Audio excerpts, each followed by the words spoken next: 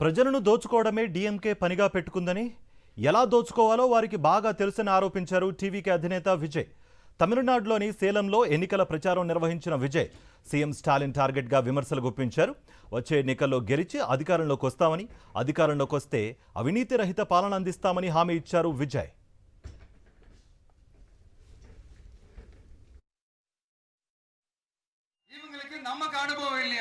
நமக்கு அனுபவம் இல்லதா? கொள்ளை அடிக்கிறதுலாம் எங்களுக்கு அனுபவம் இல்லதா? அதெல்லாம் எங்களுக்கு சுட்டு போட்டாலும் வராது.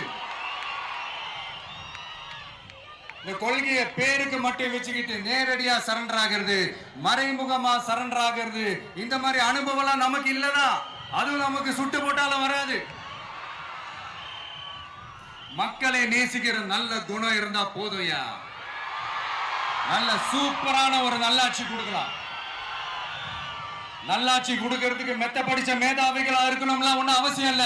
காமராஜர் அவர்கள் மாதிரியோ, எம்ஜிஆர் அவர்கள் மாதிரியோ மக்கள் சக்தியின் துணையால, மக்கள் மேல அக்கறையா இருக்கக்கூடிய நல்ல அதிகாரிகளின் துணையால சூப்பரான ஒரு நல்லாட்சி என்னால கொடுக்க முடியும், செஞ்சு காட்டுறேன்.